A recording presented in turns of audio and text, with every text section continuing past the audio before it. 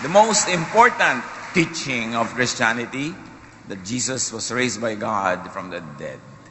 Maraming mga pagkakaiba-iba kumisan ng mga turo ng iba't ibang mga sekta ng mga Kristiyano, pero isa ang talagang tunay na nag-iisa at nagbibigkis. Ito ang pagkabuhay na muli. John 2:18, the Jews then responded to him, "What sign can you show us to prove your authority to do all this?" Mahalaga na patunayan ni Jesus kung siya nga ba ay anak ng Diyos, siya nga ba ay talagang sugo ng Diyos, at meron ba siyang karapatang gawin ang mga pinaggagawa niya? Resurrection, the ultimate sign. Ang sukdulang patunay, ang pagkabuhay na muli. Salamat, Amang Diyos, sapagkat kayo ang bumuhay kay Jesus na aming tagapagligtas. Kayo ang bumuhay sa lahat ng mga kahulugan ng kanyang misyon para sa amin.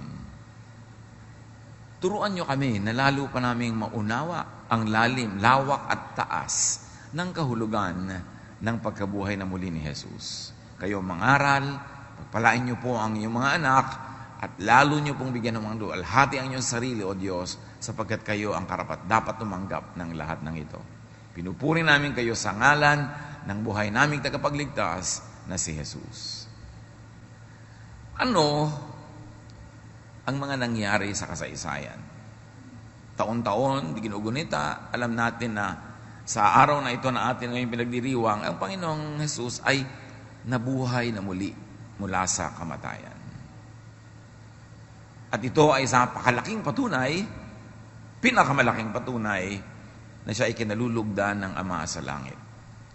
What are God's affirmations of Jesus? Ang tanong, anong patunay mo na may karapatan ka? Anong patunay mo na ikaw nga ay may hawak na katotohanan? After baptism, God in heaven affirmed Jesus. Matthew 3:16-17, nang mga bautismuhan si Jesus, kaagad siyang umahon sa tubig. Nabuksan ang langit at nakita ni Jesus ang Espiritu ng Diyos na bumababang parang isang kalapati at dumapo sa kanya. At isang tinig mula sa langit ang nagsabi, "Ito ang minamahal kong anak na lubos kong kinalulugdan." Kay Jesus ipinakita ang bumabang Espiritu sa anyo ng kalapati. Hindi totoong kalapati, sa anyo ng kalapati. It's an affirmation by the Father to Jesus that God is delighted with Him and what He has been doing so far. At sa teksto ng nakasulat ay maaaring nadinig din ng marami, or at least ni John the Baptizer, ang tinig na nagmula sa langit. Isang pagpapatotoo at pagpapakilala kung sino si Jesus. God affirmed Jesus in the Transfiguration, even more dramatically. Matthew 17:1-6. Isinama ni Jesus si Pedro at ang magkapatid na Santiago at Juan at sila'y umakyat sa isang mataas na bundok. Habang sila'y naroon, nakita nilang nagbago ang anyo ni Jesus. Nagliwanag na parang araw ang kanyang mukha at nagningning sa kaputian ang kanyang damit. At nakita ng tatlong alagad sina Moises at Elias na nakikipag-usap kay Jesus. Nililiman sila ng napakaliwanag na ulap.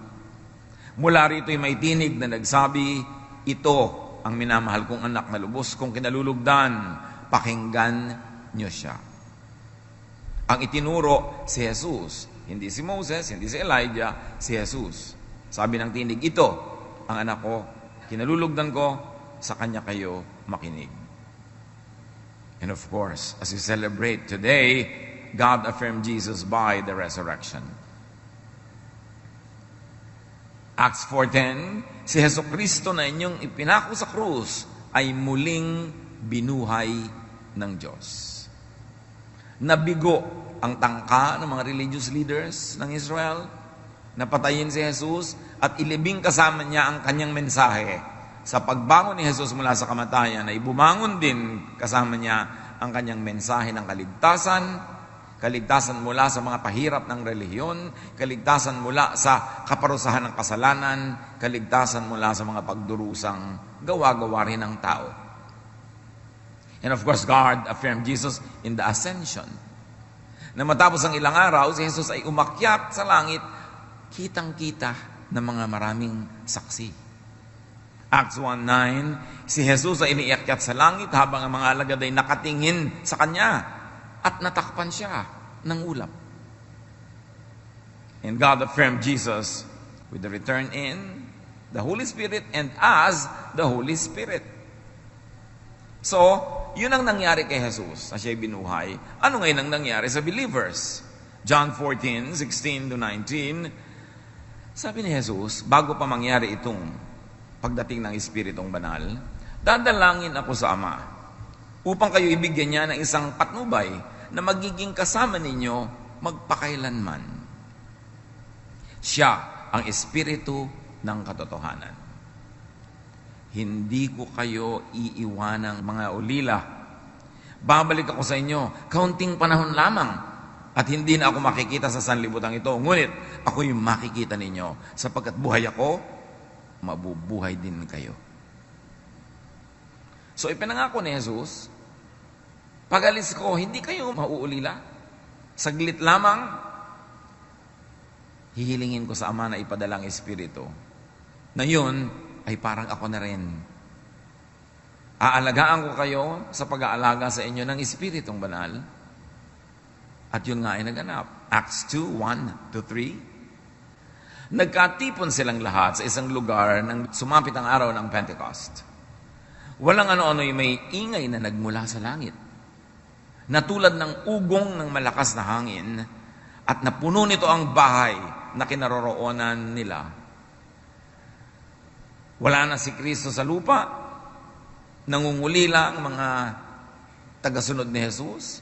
Ang ginagawa nila ay nagtitipon-tipon sila, nananalangin, humuhugot sila ng lakas mula sa isa't isa, at biglang nangyari ang naganap. Kapistahan noon ng Pentecost. May nakita silang para mga dilang apoy na dumapo sa bawat isa sa kanila. At naganap na, dumating ang Espiritu. The resurrection is the supreme stamp of approval and honor bestowed by God on Jesus. This is the singular moment in history that changed everything. And it gave birth to the Jesus Church. When Jesus was affirmed by heaven to be the Son of God, the Savior of the world. At dahil dumating ang Espiritu na ipinangako, at dahil si Jesus ay nabuhay na muli, at ngayon ay nakaupo, nakaluklok sa kanan ng Ama, ano ang mangyayari sa atin na mga naniniwala? 1 Corinthians 15, mahalagang suriin natin kung anong epekto sa atin ang pagkabuhay na muli ni Jesus. Malinaw na ang kwentong siya'y nabuhay, anong kahulugan nun sa atin? Si Kristo'y namatay dahil sa ating mga kasalanan. Inilibing siya at muling nabuhay sa ikatlong araw. So the church, right after the Lord went back to heaven, theologized and crystallized the meaning of the death and the resurrection of Jesus. Na ito ay kasama sa redemptive work of God, that Jesus would die in our place, that Jesus would live again in our place and in our behalf. So parang si Kristo yung champion natin. Di ba may mga champions? O maglalabanan si David and Goliath. Pag natalo si David, talo ang buong Israel. Pag nanalo si Goliath, panalo ang buong Philistine. So may champion. Sa paglalabanan ng champion, ang panalo ng champion mo o pagkatalo niya, yun din ang pagkatalo o pagkapanalo mo. Our champion won and lived again. Kaya sabi, dahil dyan, may buhay tayong walang hanggan. So inilibing siya at muling nabuhay sa ikatlong araw. At siya'y nagpakita kay Pedro at saka sa 12. Pagkatapos nagpakita siya sa mahigit 500 kapatid na nagkakatipon. Sinasabi kasi ng iba, ilusyon lang nila yung pagbangon ni Jesus mula sa kamatayan, guni-guni. Kaya pinapaliwanag ditong mabuti, nagpakita siya kay Pedro, nagpakita siya sa 12, pagkatapos sa mahigit 500 kapatid na nagkakatipon. Kung bakit hindi inireport nitong nagsusulat na ito na unang nagpakita sa mga babae at kay Maria Magdalena, ewan ko sa kanila. Pero talagang sa babae unang nagpakita ang Panginoon, alam natin yon. Pero ngayon, wala dito sa report. Kaya dapat binabasa mo yung buong report sa iba't ibang libro, sa iba't ibang chapter. Sa katunayan, kung merong dapat mag-preach ng resurrection ni Jesus on Resurrection Sundays, dapat puro babae. Kasi sa babae siya unang nagpakita at babae ang unang nag-preach ng resurrection. Pero alam niyo naman, the last 2,000 years, masyadong male-dominated ang religion.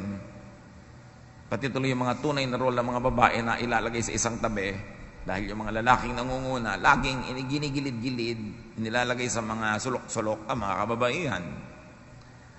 Sa pagpapatuloy nitong binabasa, marami sa kanila ay buhay pa hanggang ngayon. Subalit patay na rin ang ilan. Bakit sinasabi ni Paul ito?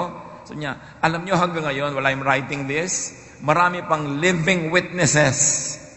Nakita nila ang risen Jesus. Kung meron kayong pag-aalinlangan, meron kayong tanong, puntahan nyo, buhay pa ang iba.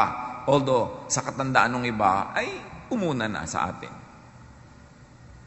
At nagpakita rin siya kay Santiago, meaning James, at pagkatapos ay sa lahat ng mga apostol. Sa kahuli-huli ay nagpakita rin siya sa akin. Bakit nagpakita si Jesus kay Pablo? Hindi naman siya kasama sa original 12. Tapos na ang lahat ng pagtuturo sa mga 12. Bakit nagpakita pang muli kay Pablo? When Jesus was already ascended to heaven. Kaya hindi na physical ang pagpapakita niya kay Pablo. Maaaring dahil sa period na yon in the church history, inaagaw na ng mga Judaizers ang Christianity. Pinipilit na ng mga conservative Jews who had become Christians na gawin Jew uli ang bagong-bagong silang na pagkakaunawa sa Diyos, yung Kristyanidad. Pinipilit na lang gawing Hudyo ang mga Kristiyano. Kaya si Paul ang pinakamatapang at pinakamalinaw magturo against the rejudaizing of Christianity. Maaring kaya nagpakita sa kanya, may nagaganap na sa church, ang aga-aga pa lang, nagbabackslide na sila into Judaism. Nagwawagi yung mga Judaizers sa Jerusalem at gusto nilang gapiin ang mga Gentile believers and turn them into Jews. Kaya si Pablo ang pinakamalinaw ang pagtuturo laban sa movement na ito to Judaize the Christians. Sa pagpapatuloy, verse 12, ngayon, kung ipinapangaral namin si Kristo ay muling nabuhay, bakit sinasabi ng ilan sa inyo na hindi bubuhayin muli ang mga patay? Bakit kumakalat ang balita na hindi mabubuhay ang mga mananampalataya? Kasi alam niyo yung mga Sadducees, isang sekta ng Judaism, hindi sila naniniwala sa life after death. Hindi sila naniniwala sa eternal life. At eto, pumapasok na sa mga Kristiyano mismo ang mga huwad na katuruan na ito, mga fake news. Kaya agad-agad sumulat itong concern na si Paul. Kung totoo yan, lilitaw na hindi muling binuhay si Kristo. Kung totoong hindi mabubuhay ang mga mananampalataya, edi hindi rin nabuhay si Kristo. And the obvious argument is, nabuhay si Kristo, therefore mabubuhay ang mga mananampalataya. At kung si Kristo ay hindi muling binuhay, walang kabuluhan ng ating pangangaral at walang katuturan ng inyong pananampalataya. Sayang ang pag-aayos natin, sayang ang pagpunta sa church kung hindi binuhay si Jesus dahil mamamatay ka rin lang pala, so wag na lang. Pero dahil binuhay si Jesus, hindi sayang. Hindi sayang ang paninindigan, ang pagpapagod, ang pagbibigay sa gawain, at ang pagpapakabait kasi buhay si Jesus. Hindi lamang yan, lilitaw pa kung hindi binuhay si Jesus, na ang lahat ng mga namatay na sumampalataya kay Kristo ay mapapahamak or napahamak. Yun ang mangyayari kung hindi talaga binuhay si Jesus. So, sumunod lang pala sila sa patay, namatay sila, di patay-patay lahat. Sayang. Kung ang pag-asa natin kay Kristo ay para lamang sa buhay na ito, tayo na ang pinakakawawa sa lahat ng tao. Sabi ko, ang effect sa inyo ni Jesus, pang dito lang sa earthly life, kawawa tayong lahat. Biruin mo naman, nagsaserve tayo, nag-uubos tayo ng panahon sa pagsamba, sa paglilingkod, nagbibigay tayo ng ating time, talent, treasure, tinitimpi natin ang mga gusto nating gawing mali, nagpapakabait at nagpapakabuti tayo. Pagkatapos, hindi naman pala binuhay si Jesus, hindi, sayang lang ang lahat. But the argument goes backwards, na dahil si Jesus ay binuhay, walang sayang sa mga ginagawa natin para sa pagpapalawig, pagpalaganap, pagpapalago ng kaharian ni Jesus. Verse 20, ngunit sa katunayan, si Kristo ay muling binuhay. At ito'y katibayan na muling ang bubuhayin ang mga patay at mga mamamatay pa. So hindi kawawa ang mga believers, hindi lugi, hindi napahamak ang mga sumakabilang buhay na noon pa na nananalig kay Jesus. May kabuluhan ng pananampalataya, mayroong kabuluhan ng pangangaral sa pangalan ni Kristo dahil mabubuhay muli ang mga mananampalataya. Kung paanong dumating ang kamatayan sa pamamagitan ng isang tao, meaning Adam, gayon naman, dumating ang muling pagkabuhay sa pamamagitan din ng isang tao, meaning Jesus. So ang usapin na dito ni Paul is racial. The whole human race fell because their champion Adam fell. But in Jesus, the new champion of the people, humanity will rise again. Sapagkat kung paano namamatay ang lahat dahil sa kanilang kaugnayan kay Adan, gayon din naman, mabubuhay ang lahat dahil sa kanilang kaugnayan kay Kristo. Binaligtad ni Jesus ang tree of temptation, the tree of sin, sa garden. May tree sa garden, dahil sa tree na yan, nagkaroon ng fall, nagkaroon ng sin, nagkaroon ng damnation. Binaligtad ni Jesus yon, ginawa ni Jesus na tree of life, yung tree of sin and temptation. John 15:5, I am the vine. Hindi baging yan, puno ang mas magandang pananagalog dyan. I am the vine, you are the branches. If you remain in me and I in you, you will bear much fruit. Apart from me, you can do nothing. Kita nyo kung paano biniligtad ni Jesus yung tree of temptation. Na pag kumain ka ng prutas doon, ikay mapapahamak. Ngayon, ginawa ni Jesus, sabi niya, ako na ang puno. At hindi lang kayo pumipitas-pitas, kayo na ang sanga. At hindi kayo pipitas ng prutas lang, kayo mismo ang mamumunga ng prutas. At ang pipitas ng inyong bunga, ang makikinig sa inyong aral, ang sasama sa inyong pag-akay, ang tatanggap na inyong mga pagtuturo at pagmamahal, sila ay mabibiyayaan din. Dahil hindi na lang kayo ngayon eater and recipient of the fruit, kayo na mismo ang bearer of the fruit for many. Can you see the reversal of the failure that happened in the life of Adam and Eve? Now this is reversed in Jesus. Binaligtad ni Jesus ang ginawa ni Adan. Si Adan ay nabigo, si Jesus ay nagtagumpay. At binaligtad ni Jesus ang nangyari kay Adan, si Adan ay namatay, si Jesus ay nabuhay. Sa pagpapatuloy ng Corinthians, subalit may magtatanong, paano bubuhayin muli ang mga patay? Ano ang magiging uri ng katawan nila? Yan ang laging tanong ng marami. Pastor, pag nasa heaven na po ba tayo, anong pagkain araw-araw? Baka na yun naman ang yun, boring for eternity. Ano po kaya ang isusuot ko? At yung tanong nila kay Jesus, yung naging maraming asawa dito sa lupa, sino ang asawa nila sa langit? Ang ginagawa kasi ng mga tao, inililipat lang yung buhay dito, doon sa kabilang buhay na parang everything is the same, napalitan lang yung paligid. No. Hindi dapat pinoproblema yung mga problemang yan. May mga katawan, panglangit, at mayroon namang panlupa. So yung katawan natin yan, panglupa lang yan. Nag-aalala pa yung iba, paano po yung mga implants ko? Madadala ko po kaya yun sa eternity? O pag namatay po ba ako, babalik ako sa dating itsura ko bago ako nag-botox? Mga pinoproblema ng mga tao yan. Iba ang kagandahang panlupa at iba ang kagandahang panlangit.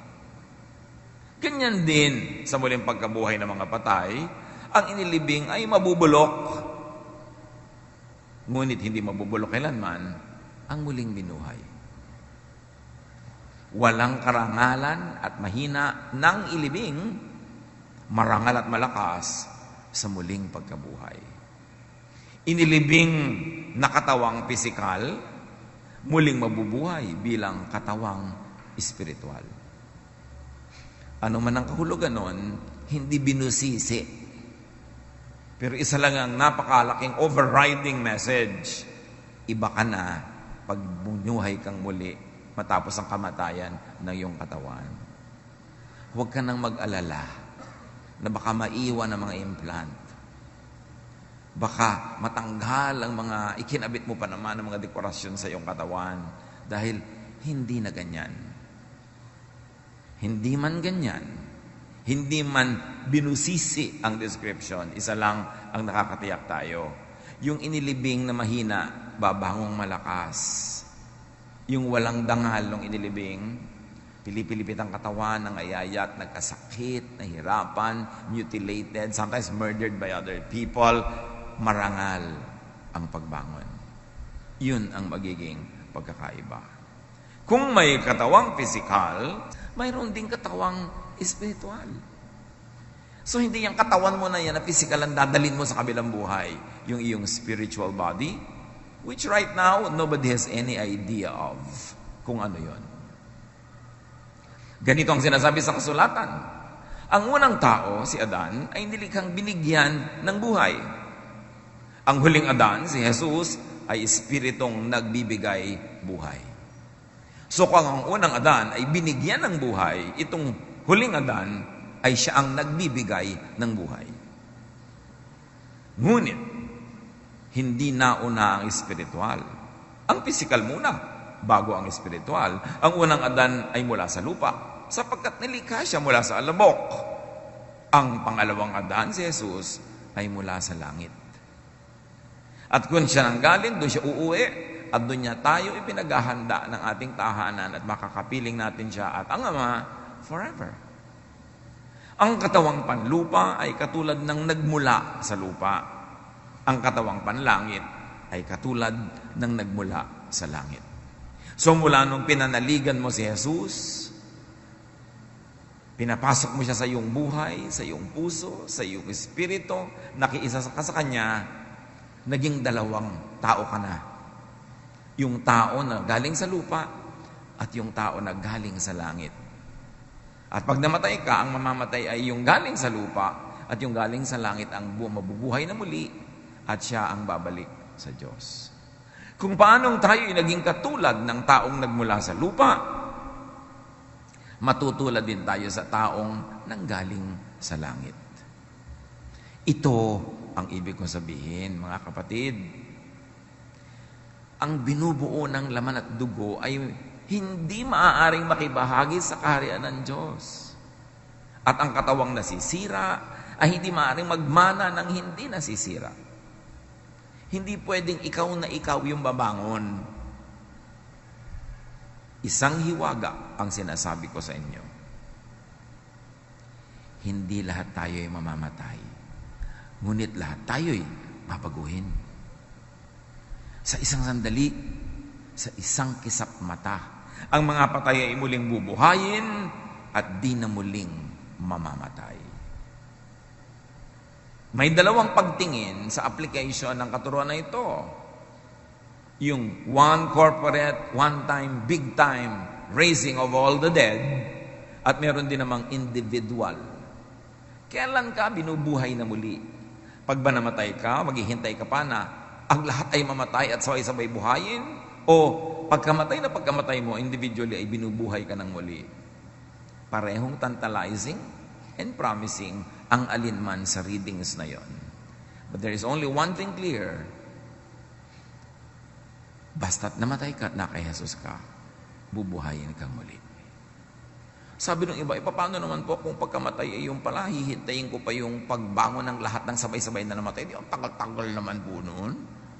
Patay ka na nga, ba't ka matatagalan?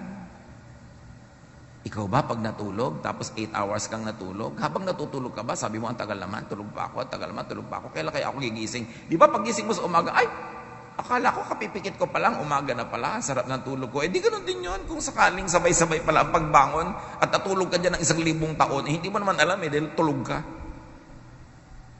Isang reading yun, kasi hindi talaga clarify. But I really love the second reading. Na individually, when you die, you are raised from your death by God.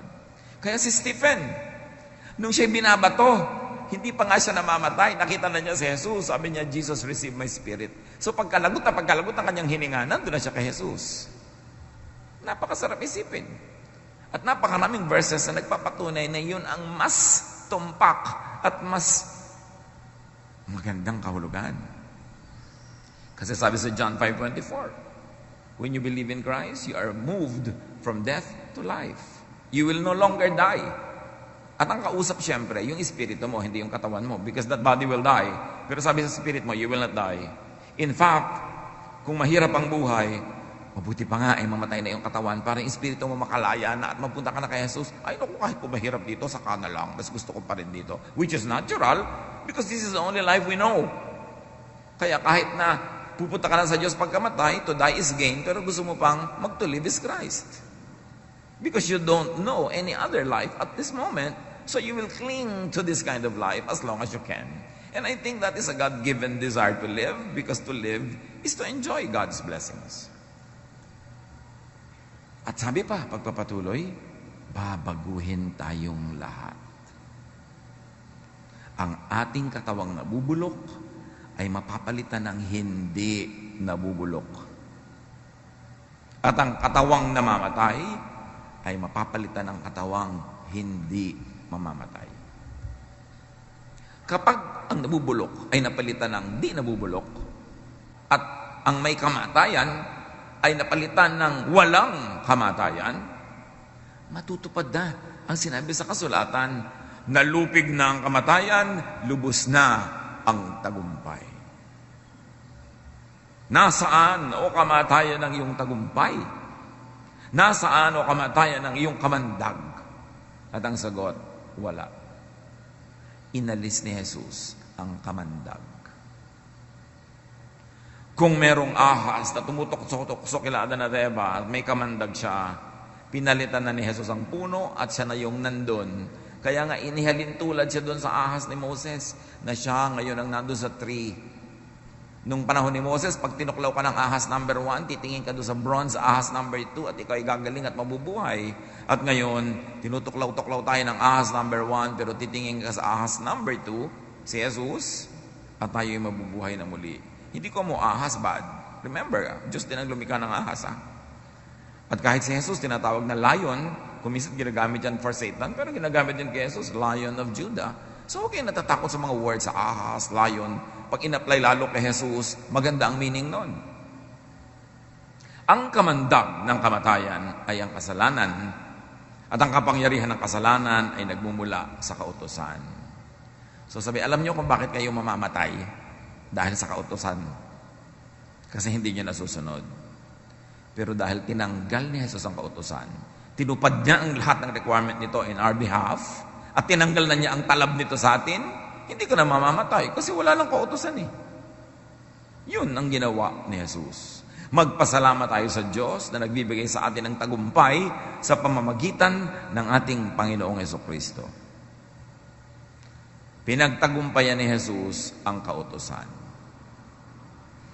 Akala ng iba, pag sinabing binigyan ka na ni Jesus ng tagumpay, laban sa kasalanan. Ibig sabihin ay hindi ka na magkakasala, lagi kang mananalo, lahat ng temptation, talo mo, lahat ng mabuti lang ang gagawin mo, hindi ka nagagawa ng mali. Tapos sa totoong buhay, alam nyo namang hindi yun na nangyayari. Kahit na Kristiyano ka, dasal ka ng dasal, serve ka ng serve, talagang natutokso ka pa rin pamisa-misa, nadadapa ka, nagkakamali ka. So lahat tuloy ng mga tao, sabi ko, failure ako, kawawa naman ako, baka parusahan na naman ako ng Diyos. Kasi mali ang pagkaunawa natin doon sa tayo'y nagtagumpay na laban sa kasalanan. Hindi ibig sabihin, hindi ka na magkakasala. Ibig sabihin, in the legal courtroom of God, hindi ka na magkakasala kasi tinanggal na yung law. Bakit ka magiging lawbreaker kung wala ng law? Hindi ka magiging perfect in your action. You are made perfect by your incapacity to commit sin because there is no more law that makes you sinful. At yun ang lalim ng kahulugan ng napagtagumpayan ang kasalanan. Yung iba kasi, born again ka na, Christian ka na, hindi ka na magkakasala. Mawawala na ang desire mo maglasing, magsigarilyo, mawawala na yung mga selfishness mo, mawawala na yung mga lust at kung ano-ano mo pa. Tapos alam mo naman sa totoong buhay, hindi naman, nandun pa rin. So you feel guilty for something you should not feel guilty about because you are taught wrongly and you think wrongly about what it means to be victorious over sin. Our victory over sin is not what we do or don't do. It is what Jesus had done. And when you believe in Jesus, what He has done applies to you. You become the beneficiary of His death and resurrection. That's why you are victorious over sin. Not because you are sinless, but because Jesus and His blood makes you clean.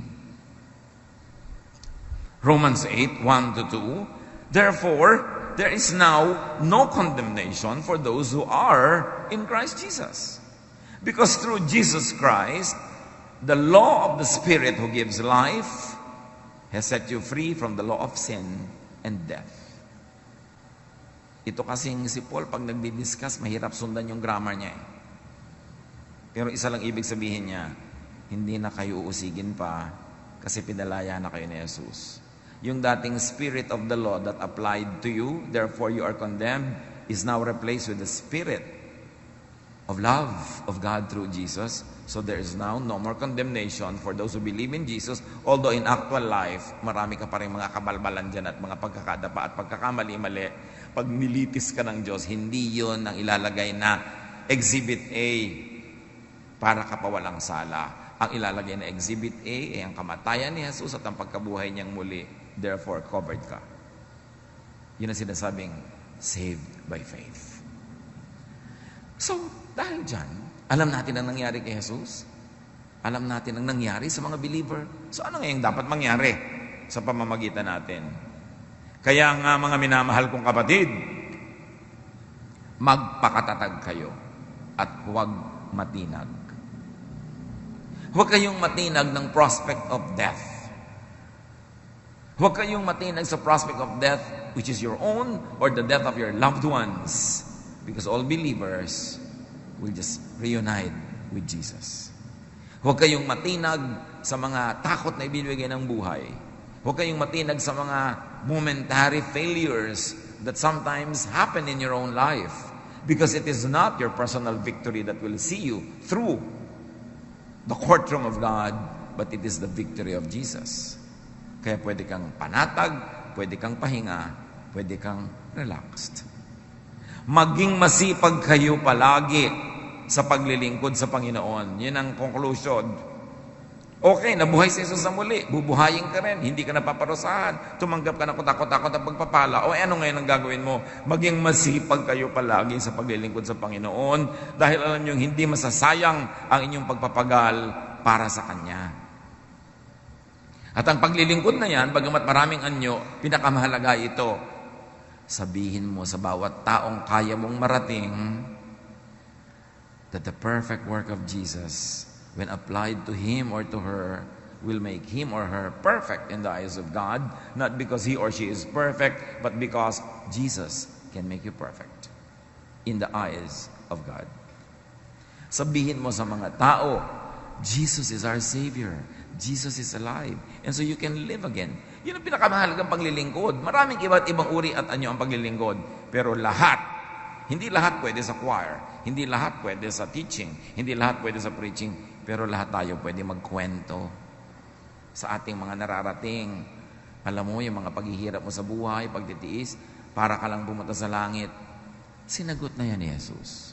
Manalig ka sa Kanya, pasakop ka sa Kanya, papasukin mo siya sa iyong buhay, at wala ka nang dapat alalahanin pag namatay. Kasi yung kamatayan niya ang ibibilang na kamatayan mo. At ang pagkabuhay niya muli ang pagkabuhay mo. So spread the news. This is the good news.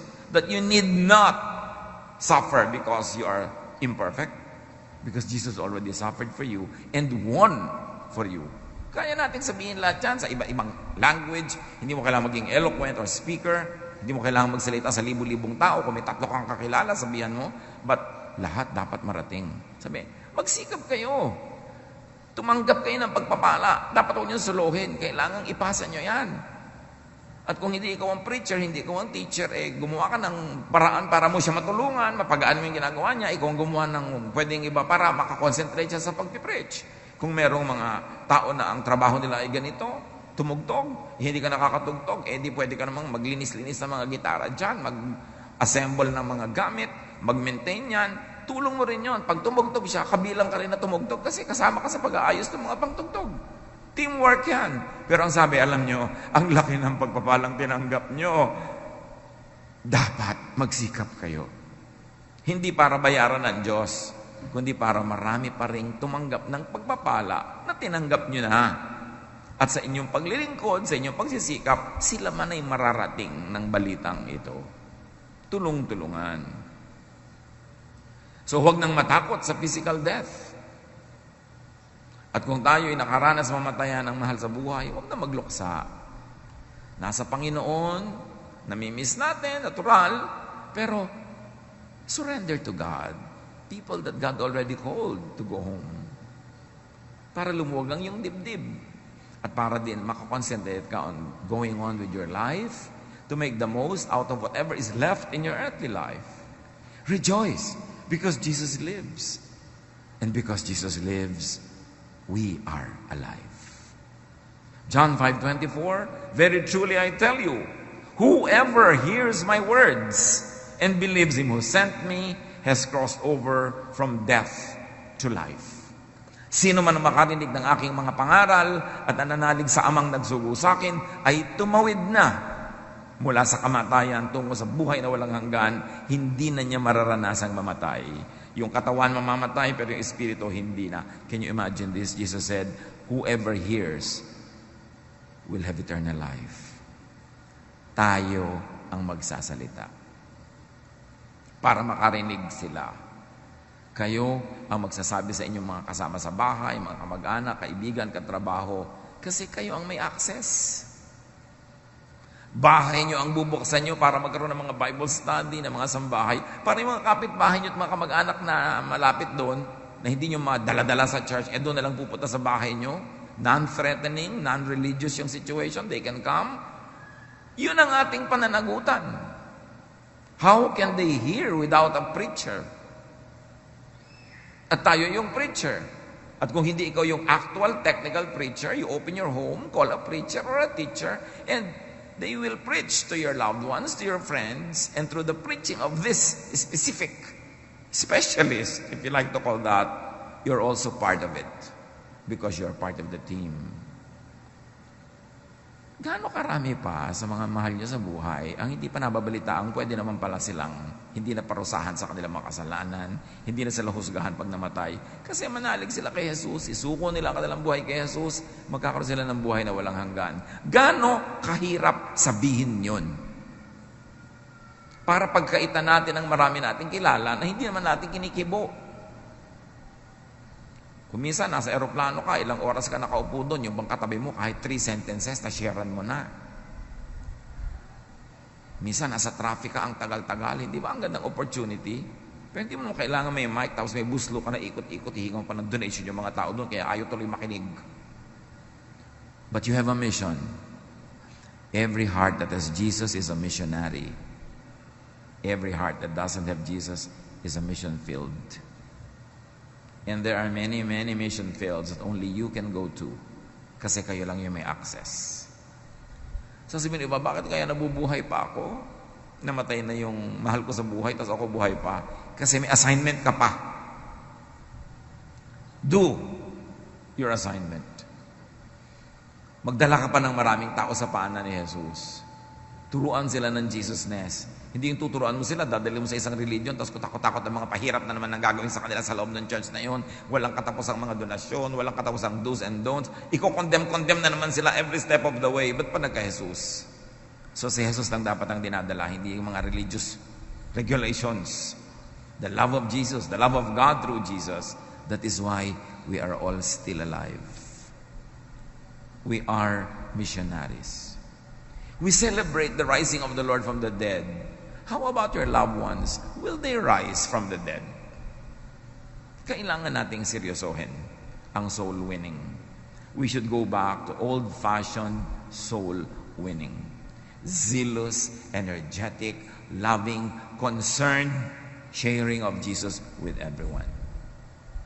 Hear the Word of God, declare the Word of God, and that is how you celebrate the resurrection. Jesus already resurrected. We believers will resurrect. But how about those that have not heard of the good news yet? They too must resurrect. And their hearing depends on your speaking to them.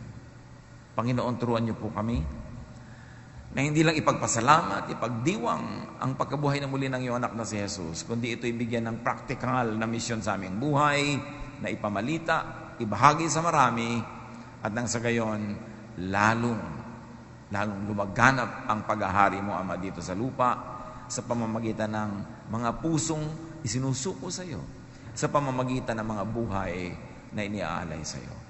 Pagbulay-bulayan natin ito, habang ipinagdiriwang natin ang kahulugan that Jesus rose from the dead.